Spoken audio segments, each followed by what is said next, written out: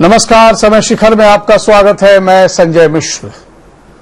जनता बाढ़ से त्राही त्राही कर रही है, उन्हें राहत की जरूरत है, लेकिन हमारे नेता राजनीति पर उतारू हैं।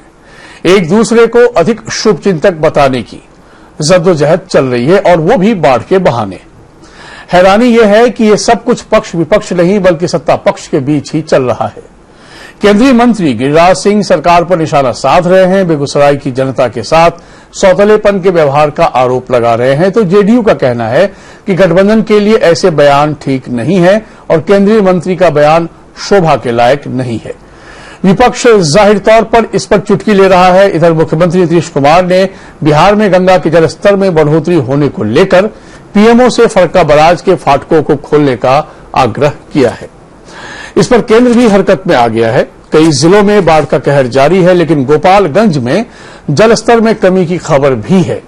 कुल मिलाकर अभी जनता को राजनीति बयान सुनाने का समय है या उनके लिए कुछ करने का। हम अपने साथ जुड़ चुके मेहमानों से एक खास चर्चा करेंगे। पहले ये रिपोर्ट देख लेते हैं।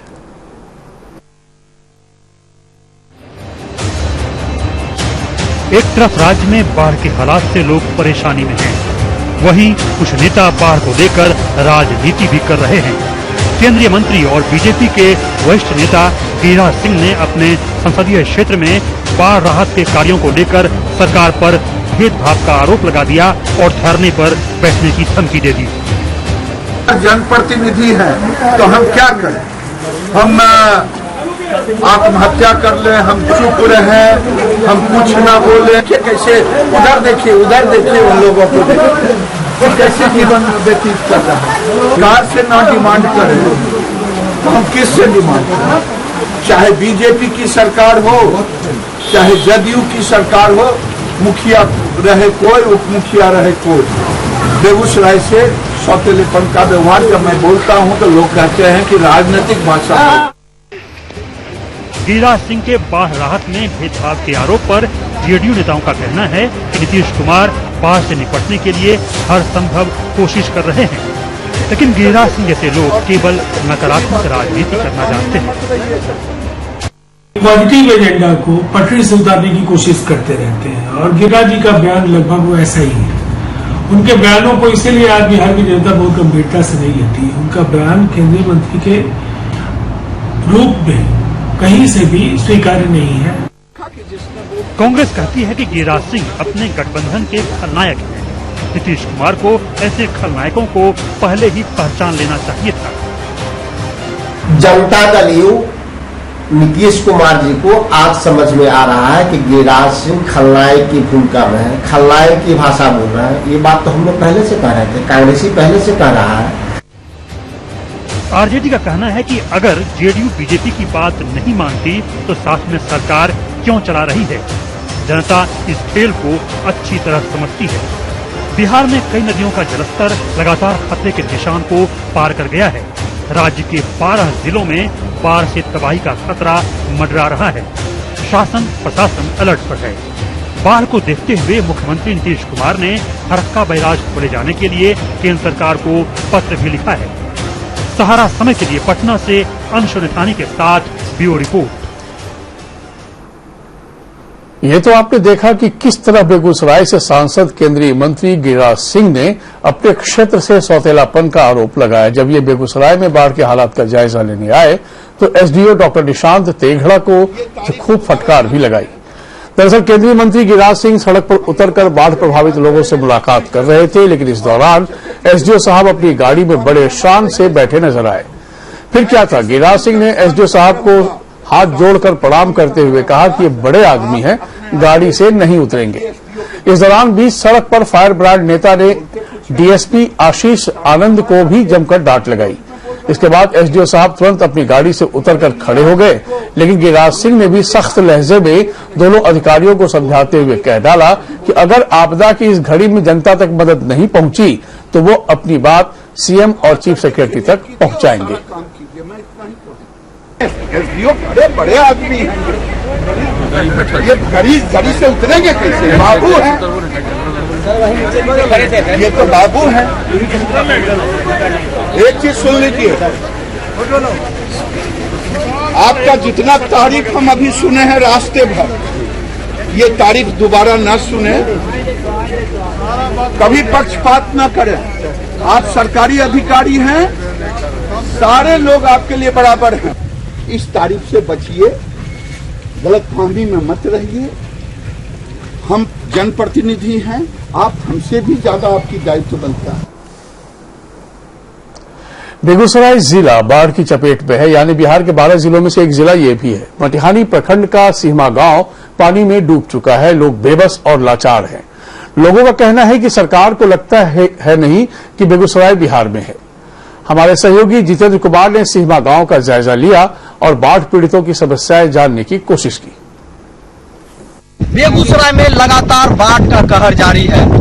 अभी हम इस वक्त खड़े हैं सीमा गांव में, जहां की पीछे मैं आपको दिखाना चाहूंगा कि किस तरह से गंगा का धार बह रहा है और इससे जो रास्ता है जोड़ने वाली सीमा जो गांव है उसमें तकरीबन 50,000 लोग फंसे हुए हैं। आने जाने का संपर्क टूट चुका है। मेरे साथ कुछ जनता है, मैं उनसे जानना चाहूंगा किस तरह की कठिनाई हो रही है। व्यवस्था सरकार की तरफ से मतलब कि यहाँ कितने लोग अभी फंसे हुए हैं, सरकार की तरफ से व्यवस्था किया गया? नाव व्यवस्था किया गया है, जा रहा है नाव, और कहीं कोई व्यवस्था नहीं है। आप लोग रह रहे हैं कैसे? किसी तरह रह रहे हैं, छप्पर पर बैठ के रहता है, कोई रोड पर बैठ के रहता है, किसी तरह रह रहा है आदमी, ना रास्ता चलने के लिए है। किस तरह से बाढ़ की त्रासदी झेल रहे हैं यहाँ के लोग, मैं उनसे जाना क्या सरकार व्यवस्था की गई है? अभी तक तो हमें लगता है 0 पॉइंट में सरकार यहाँ के प्रशासन और बिहार सरकार आउट है, क्योंकि आज लगभग 1 सप्ताह होने चला है। सिर्फ एक नाव के सिवा यहाँ न पशु चारा है, न यहाँ के आम आवाम के लिए एक चूड़ा मीठा या उनके लिए कोई सहायता का अभी तक, या वहाँ के दवाएं जो होते हैं। जैसा कि हमने आपको बताया कि बिहार में गंगा के जलस्तर में बढ़ोतरी को लेकर मुख्यमंत्री नीतीश कुमार ने फरक्का बराज के फाटकों को खोलने का पीएमओ से अनुरोध किया है। इस पर केंद्र हरकत में भी आ गया है। 3 साल पहले गंगा का जलस्तर रिकॉर्ड ऊंचाइयों पर पहुंच गया था। इसके कारण फरक्का बराज का एक फाटक खोला गया था। तत्कालीन मुख्य सचिव की तरफ से केंद्र सरकार से बराज खोलने का अनुरोध किया गया था, जिस पर केंद्र ने ऐसा किया था। तब 20 अगस्त 2016 को फरक्का बराज के 109 में से 104 गेट खोले गए थे, जबकि 5 गेट खराब थे। गेट खुलने के बाद गंगा का पानी तेजी से निकला, जिससे बिहार को राहत मिली। इस बार भी गंगा का जलस्तर रिकॉर्ड स्तर पर है। 12 जिलों में बाढ़ का खतरा बढ़ा रहा है। ये आशंका है कि बराज का गेट नहीं खोला गया तो गंगा का पानी तटवर्ती इलाकों में प्रवेश करने लगेंगे। भोजपुर, बक्सर, छपरा, पटना, वैशाली, मुंगेर, बेगूसराय, लखीसराय, कटिहार, समस्तीपुर, खगड़िया और भागलपुर ये वो तमाम जिले हैं जहां बाढ़ से स्थिति खराब है। 2016 में पटना और भागलपुर में जलस्तर रिकॉर्ड स्तर पर पहुंच गया था।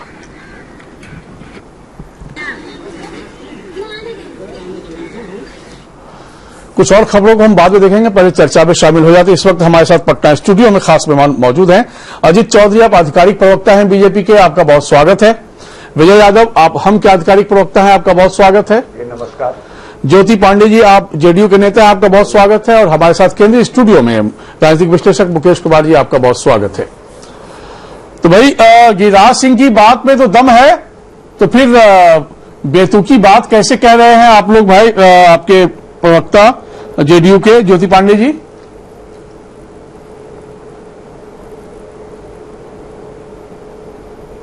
सर, अभी बिहार में बाढ़ है जी, और अभी वो राहत पहुंचाने का काम करना है, परमानेंट सॉल्यूशन ढूंढना है जी। उस समय दूसरी तरह की बातें हो तो बेतुकी बात तो वो तो बाढ़ के संबंध में ही बात कर रहे थे, राहत के संबंध में ही बात कर रहे थे, अधिकारियों के बर्ताव पर ही बात कर रहे थे, जो बाढ़ में फंसे हुए लोग हैं उनके इंतजामात को लेकर ही बात कर रहे थे। एक जनप्रतिनिधि यदि अपने संसदीय क्षेत्र में जाएगा और वहां ये स्थिति रहेगी तो वो क्या कहेगा कि नहीं भाई मैं चुप रहूंगा, जो चल रहा है उसको देखिए। अभी तो उनको तो मुख्यमंत्री जी के साथ जाके करना चाहिए ना। अच्छा, वहां पर तो जैसे मुख्यमंत्री जी परमानेंट सॉल्यूशन ढूंढ रहे हैं जी,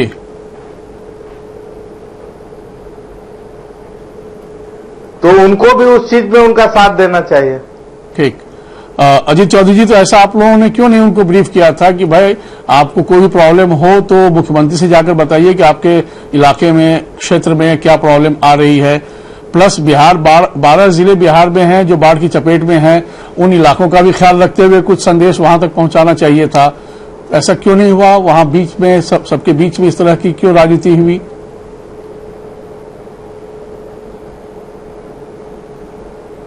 देखिए संजय जी, ऐसा है कि बिहार सरकार ये जो अचानक जो फिर से गंगा का जल स्तर में जो वृद्धि हुआ है जी, उसको पूरी तरह से कंट्रोल करने के लिए वो सरकार प्रयासरत है। अपने कई इंजीनियरों को कलकत्ता भी भेजी है वहां निरीक्षण करने के लिए, देखने के लिए। और जो फरक्का बैराज के जो बांध है, जो गेट है, वो कई गेट नहीं खुले हैं। वो गेट जो बंद होते हैं उसका वजह एक है कि जो गंगा का जो पानी है वो कुछ हुगली नदी में ट्रांसफर किया जाता है, छोड़ दिया जाता है।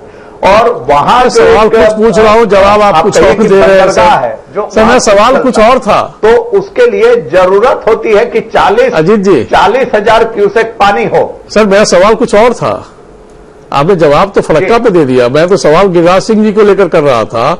मैं आ रहा हूं जी, उस पर आइए ना सीधे सर। बाकी जानकारी बिहार के तमाम लोगों को है हमारे खबरों के जरिए। मैं आ रहा हूं जी, मैं उसी पे आ रहा हूं। मैं संजय जी उसी पे आ रहा हूं जी, प्लीज। तो ये जो समस्या अचानक जो बढ़ गई है, निश्चित तौर पे जो 12 जिलों में आज जो बाढ़ की समस्या आ गई है, जो गंगा के जो किनारे जो गांव हैं वहां कई गांवों से प्रभावित हो गए हैं। बिहार सरकार आपदा प्रबंधन विभाग सभी जगहों पे, कहीं पे नाव चलवा रही है, कहीं पे रसोई घर चलवा रही है और जितने भी एसडीआरएफ एनडीआरएफ की टीम है वो सभी डिप्यूट किए गए हैं इसको देखने के लिए। लेकिन जो हमारे आदरणीय केंद्रीय मंत्री गिरिराज सिंह जी ने जो कहा, निश्चित तौर पे आपने जो बात कहा वो बिल्कुल आपने सही कहा कि एक जो जनप्रतिनिधि है, अगर जनप्रतिनिधि अब हर बातों के लिए तो हमेशा सीएम जी के पास जाएंगे, क्षेत्र में तो जाएंगे ना घूमने के लिए, देखने के लिए। तो जब वहां जाते हैं तो निश्चित तौर पर जो लोगों की समस्याएं हैं, लोग तो बोलेंगे ही मंत्री जी से, या कोई भी मंत्री हो या ना हो, विधायक हो, कोई सांसद हो, तो लोग अगर सांसद या कोई भी जनप्रतिनिधि चले जाते हैं तो जो समस्याएं रहती है वो लोग बोलते हैं। इसमें एक बड़ी चीज क्या है, देखिए आप कि जो एसडीओ है वहां का, उस पर उन्होंने सवाल खड़ा किया, जो डीएसपी है उस पर उन्होंने सवाल खड़ा किया और साफ लफ्जों में कहा उन्होंने कि आप जो है 2 रंग की बात नहीं कीजिए, ये बिल्कुल आपको ठीक है, समझ गया सर। वो तो हमने सबको सुना ही दे गिरिराज सिंह जी ने क्या कहा। आप सवाल अब दूसरा है, जो एक ऑफिसर के तरफ जो आप, लेकिन आपके केंद्रीय मंत्री के इस व्यवहार से जेडीयू नाखुश है, सिर्फ इसलिए कि एक तो आप सरकार में साथ है यहां पर, और आप अपनी ही सरकार के प्रशासन को सार्वजनिक रूप से आलोचनाओं के घेरे में ला रहे हैं और फिर कह रहे हैं कि बेगूसराय के साथ सौतेला व्यवहार होता रहा है और हो रहा है। तो फिर इतने बड़े बड़े आरोप जब आपकी स्वयं की सरकार चल रही हो, तब जब एक दूसरे पे आप लगा रहे हैं, तो जनता किस रूप में इसको देखेगी अजीत जी?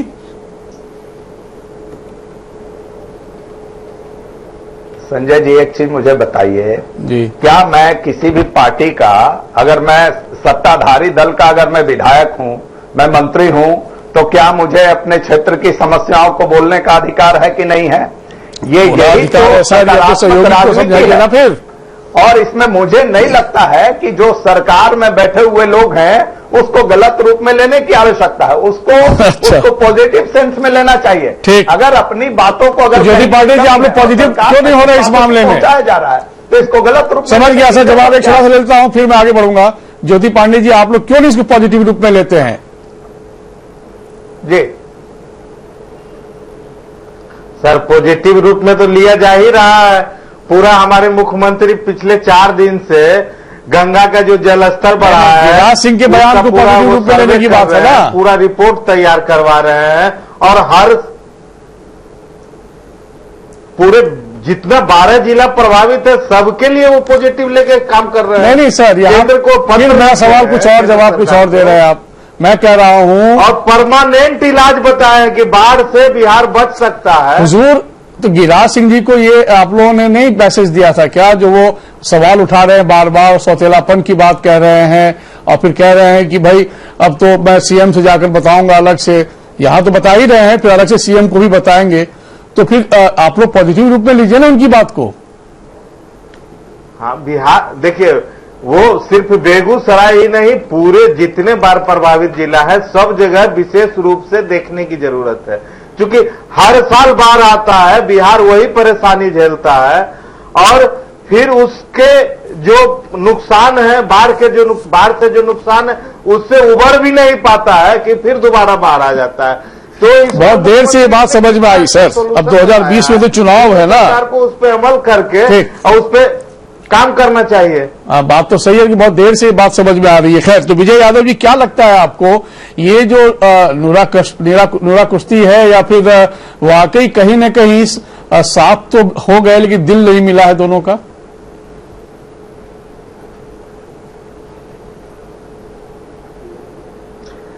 देखिए संजय जी, ये लोग का गठबंधन बालू के भीतर की तरह है और आईसीयू में ये लोग पड़े हुए हैं। आईसीयू में पड़ने के कारण है कि कभी भी ये लोग का दम घुट सकता है, हो सकता है। गिरिराज सिंह ने जो अपने क्षेत्र के बारे में जो बोले, सही बोले, वो स्पष्टवादी हैं। उनका कहना है कि एक तरफ बाढ़ दूसरे तरफ सुखाड़, यहां भेदभाव क्यों? देखिए, जब जब बाढ़ और सुखाड़ आता है तो सरकार को, इंजीनियर को, ब्यूरोक्रेट के ढेन गाय भी आ जाता है। एक देहाती कहावत है, वो सिर्फ पैसा कमाना जानता है। अभी तक 12 जिला में बाढ़ आ गए, कहीं पर कोई ये लोग उपाय नहीं सोचे कि क्या करना है। उनका राहत सामग्री पहुंचाने का काम नहीं किए, न कहीं नाव दिए हैं, न कहीं पैकेट दिए हैं, न कहीं पशु को चारा दिए हैं। वहां की जनता त्राही मजा हुआ है। हमारे मित्र कहते हैं कि माननीय मुख्यमंत्री जी परमानेंट सोल्यूशन खोज रहे हैं। जब जब बाढ़ आता है संजय बाबू, जब जब बाढ़ आता है तो परमानेंट सोल्यूशन खोजते हैं। आज तक ये लोग हमेशा ये लोग तय किए थे कि मैं निकालने का काम करूंगा। आज तक ये लोग निकालने का काम किए, 1-2 किलोमीटर भी निकाले। ठीक, तो देखिए, ये लोग सिर्फ जनता को मूर्ख बनाने का काम कर रहे हैं। गरीब जनता को कोई देखने वाला नहीं है। ठीक, विजय जी, मैं आपके पास शुरू करूंगा। कुछ एक खबर है उसको दिखवा रहे, फिर मैं मुकेश जी के पास आऊंगा। खबर दानापुर से है। पटना के दानापुर दियारा की 6 पंचायतों में गंगा नदी उफान पर है और जलस्तर घटने का नाम नहीं ले रहा। हालत यह है कि अब यहां बाढ़ का पानी लोगों के घरों तक पहुंच गया है और इसके चलते लोग काफी परेशान हो रहे हैं।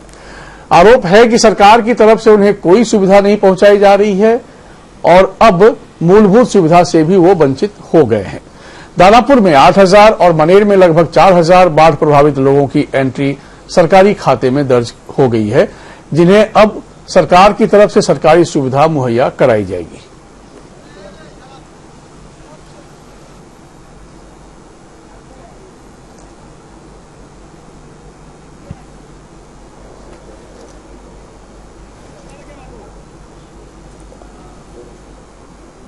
गोपालगंज की बात कर लेते हैं। अगर हम आपको गोपालगंज की खबर बताएं तो यहां गंडक के जलस्तर में कमी के बाद गंडक के निचले इलाकों में भी पानी का लगातार कम होना अच्छी बात है। इसकी वजह से सदर प्रखंड और माझागढ़ के बाद बाढ़ प्रभावित इलाकों में भी बाढ़ का पानी कम हो गया है।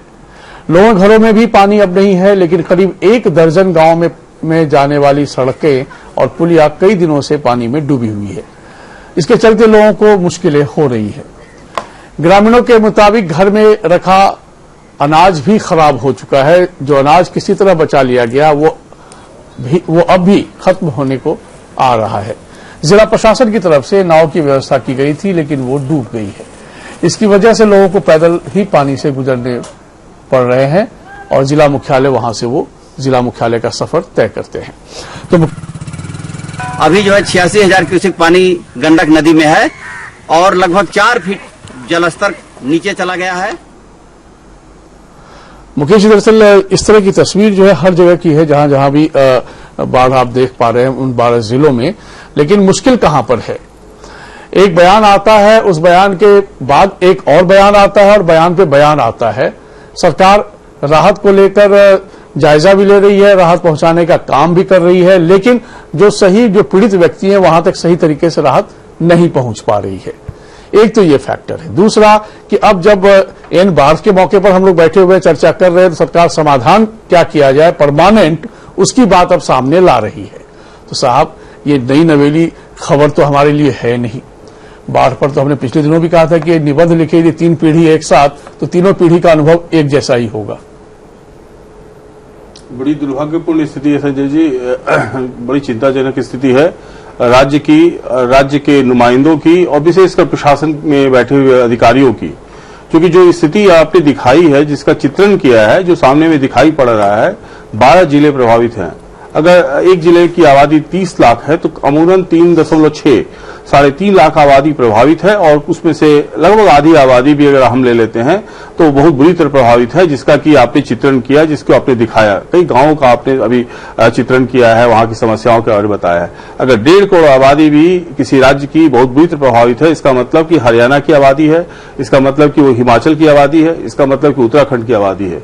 अगर इतनी बड़ी आबादी अगर समस्याओं से घिरी हुई है, 7 दिनों में पानी तो सभी जगह है। कल ही मैं आया हूं पटना से दिल्ली, दानापुर के अंचल में मैं भी गया था। बहुत भयावह स्थिति संजय जी। सबसे बड़ी समस्या तो यह है कि कोई भी बड़ी कार्रवाई प्रशासन के द्वारा लोगों को सुविधा मुहैया कराने के रूप में नहीं की गई है, जिसके लिए गिरिराज जी काफी खफा दिखाई दे रहे थे। उनका यह पक्ष तो बिल्कुल सही था। दूसरा पक्ष जो राजनीति का पक्ष था, वो हो सकता है कि गलत लगे, लेकिन एक पक्ष तो उनका बिल्कुल सही था। अधिकारी जो है वो पंगु बने हुए हैं या संवेदनहीन बने हुए हैं। जिस ढंग से उन्होंने अभी आपने दिखलाया कि जो वहां के एसडीओ थे वो गाड़ी में बैठे हुए थे और केंद्रीय मंत्री जो है वो आम लोगों से बात कर रहे हैं। तो ये बड़ा अद्भुत अजीब स्थिति दिखाई दे रही है। ये अगर मंत्री के सामने की स्थिति है तो ग्रामीण लोगों को या जो जल में से प्रभावित है, बाढ़ से प्रभावित आम जन है, उसके प्रति जो प्रशासन की संवेदनहीनता जो दिखाई दे रही है और जो उसको राशि पहुंचानी है, जो उसको राशन पहुंचाना है, जो उसको बाकी सब चीजें पहुंचाना है, दवा पहुंचानी है, वो कि बाढ़ अगर आई है तो 3 चीजों से जनजीवन बिल्कुल प्रभावित होगा। एक तो उसको तत्कालिक समस्या है, पानी पीने की समस्या है, बाकी चीजें की समस्या है, बीमारी उसको अभी होगी, डेंगू का प्रकोप है पटना में। तो ये कहीं ना कहीं जब पानी घटेगा तब उसमें दूसरी समस्याएं आएंगी, बीमारी की समस्याओं के बारे में आपने देखा है किस ढंग से लोग वहां मरे हैं, बच्चे वहां मरे हैं। तो एक बड़ी भीषण त्रासदी जो बाढ़ के समय और बाढ़ के आने के बाद की होगी वो दिखाई पड़ेगी। दूसरी बात है बड़ी संख्या में पलायन होगा क्योंकि लोगों के पास काम नहीं है।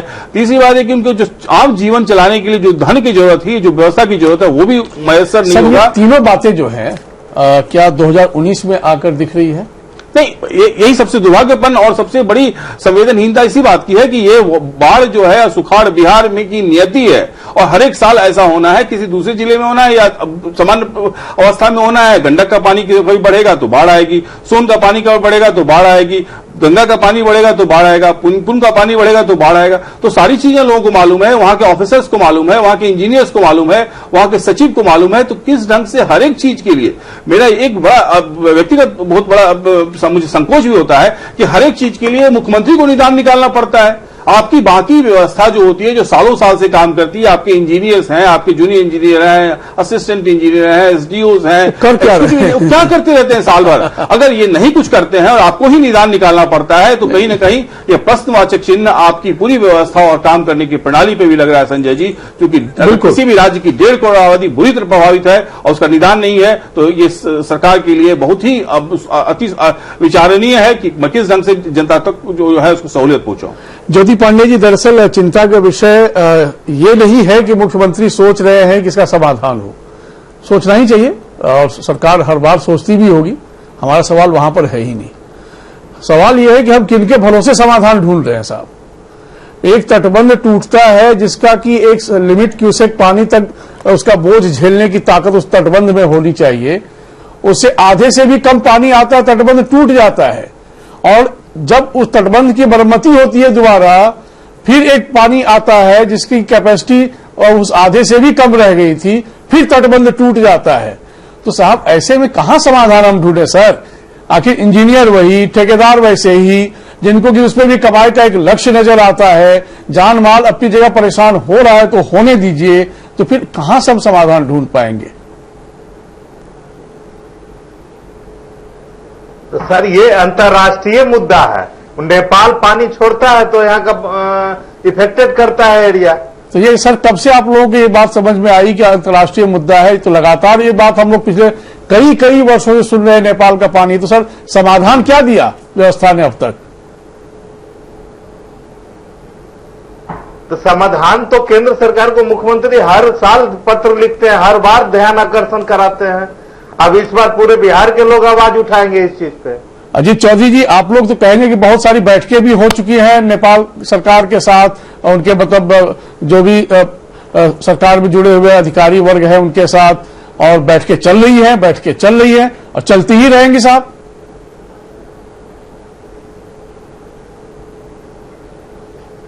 देखिए संजय जी, आप देखेंगे कि हमारे जो नरेंद्र मोदी जी, हमारे देश के जो प्रधानमंत्री हैं, उन्होंने पर्यावरण की समस्याओं को देखते हुए, जलवायु परिवर्तन की समस्याओं को देखते हुए, पानी की समस्याओं को देखते हुए आप देखेंगे कि केंद्र सरकार उन्होंने एक जल शक्ति मंत्रालय, और जल शक्ति मंत्रालय इसीलिए बनाया गया है कि भारत में जहां जहां भी पानी की समस्याएं हैं, उन पानी की समस्याओं को ठीक करने के लिए सर, बिहार एक राज्य है, बिहार उसको ठीक करने के लिए कई राज्यों में आपस में पानी का विवाद होता है।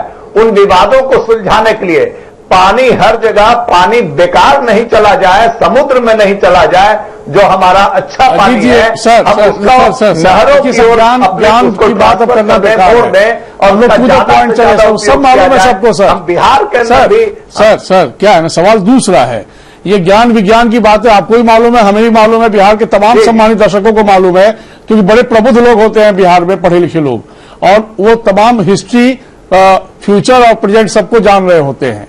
तो सवाल यह है कि बाढ़ को लेकर सर मंत्रालय बना, चलिए वो बाढ़ को लेकर नहीं बना, जल शक्ति मंत्रालय है, या पर्टिकुलर सब्जेक्ट फ्लड है, और फ्लड को लेकर जब भी हम राजनीतिक सवाल करते हैं तो 2-3 बहुत फिक्स आंसर मिलता है।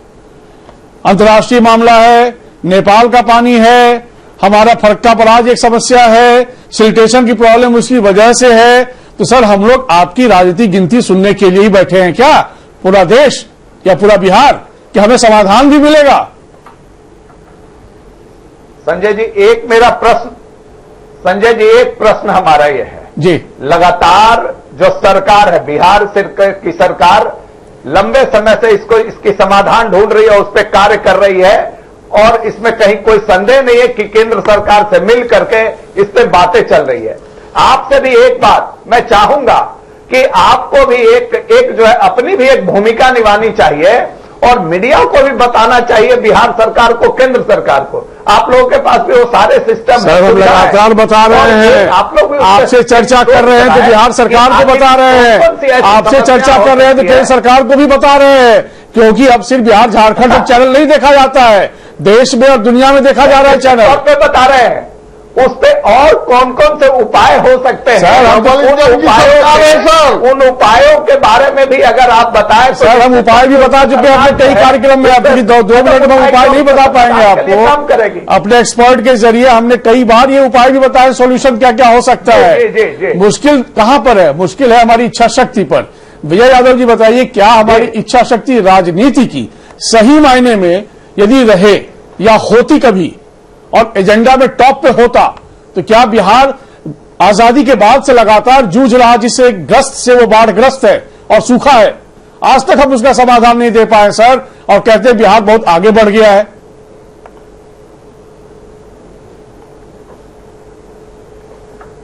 सर जी ऐसा है कि चाहे जिसका भी सरकार हो, मैं नहीं कहता हूं कि जेडीयू की सरकार है, बीजेपी के सेंट्रल में सरकार, जिस दिन सरकार की इच्छा शक्ति जाग जाएगी, नियत और नियति ठीक हो जाएगी, चाहे बिहार सरकार और सेंट्रल सरकार, उस दिन बाढ़ की समस्या बिल्कुल यहां निदान हो जाएगा। यहां तो लोग बाढ़ के नाम पर धेन गाय दिया जाता है, इंजीनियर, ब्यूरोक्रेट, सरकार सब लूटना चाहते हैं, लूट रहे हैं। यहां देखते हैं कि बाढ़ को चूहा खा जाता है। इस राज्य में कैसे आप आशा कर सकते हैं सरकार से?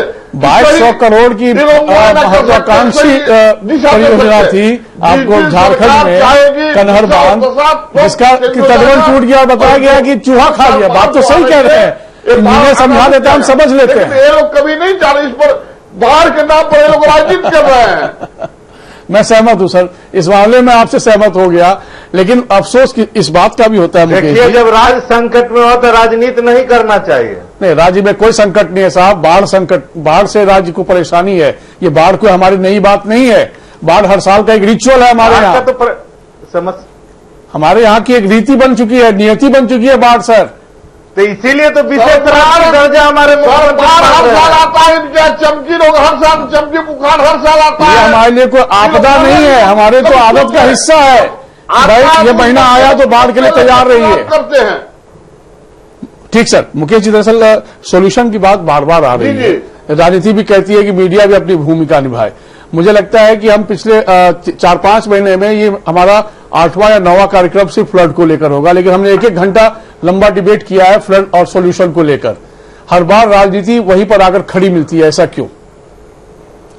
मैंने जैसा जिक्र किया संजय जी कि सबसे महत्वपूर्ण जो वहां व्यवस्था होनी चाहिए, वो जनप्रतिनिधि जो वहां के हैं, जो भी सांसद हैं, गिरिराज सिंह जैसे भी हों, जो भी बोल रहे हों, उनकी बातें जो भी कहीं राजनीतिक बातें जो है वो माननीय नहीं है और शोभनीय भी नहीं है, लेकिन जो बातें जाके जमीन पर वो देख रहे हैं और लोगों से बात कर रहे हैं, अगर वो जमीन पर नहीं जाते तो उस ढंग के एसडीओ का असंवेदनहीन व्यवहार नहीं देखते। कोई भी इंसान ऐसा ही कहेगा। जनता के प्रति जो जिस ढंग से वो जनता जो है वो पानी में खड़ी है, जनता के पास कुछ नहीं है, जनता के पास वो ढकने के लिए कुछ प्लास्टिक के सीट्स आने चाहिए थे, खाने के लिए उनका कहना है कि चूड़ा भी नहीं मैसर हो रहा है, हमें कुछ और दूसरी चीजें नहीं मिल रही है, सत्तू नहीं आ रहा, तो जनता का कहना है। संजय जी, जनता वहां के 50 लाख जनता क्या खाएगी, तो उसका गुस्सा तो आना जरूरी है, लेकिन अगर इस ढंग से वहां जमीन पे बड़ी भयावहता है, क्योंकि दानापुर में मैंने देखा, पानापुर और मनेर के इलाके में बड़ी वहां आम गरीब लोग हैं और साधारण लोग हैं, उनके घरों में पानी है, तो किस ढंग से वो अपना जीवन चलाएंगे, इसकी व्यवस्था पूरी तरह वहां के जिला प्रशासन की और स्थानीय ब्लॉक प्रशासन की है,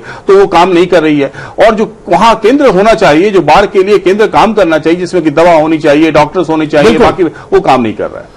बहुत धन्यवाद करता हूं ज्योति पांडे जी आपका, बहुत धन्यवाद विजय यादव जी आपका, बहुत धन्यवाद अजीत चौधरी जी आपका, सिर्फ इस चिंतन के साथ कि कृपया सही मायने में समाधान की ओर बिहार चले और बाढ़ और सूखे से यदि आप निजात दिला पाएं तो विश्वास मानिए बिहार में सही मायने में तभी बहार आएगी।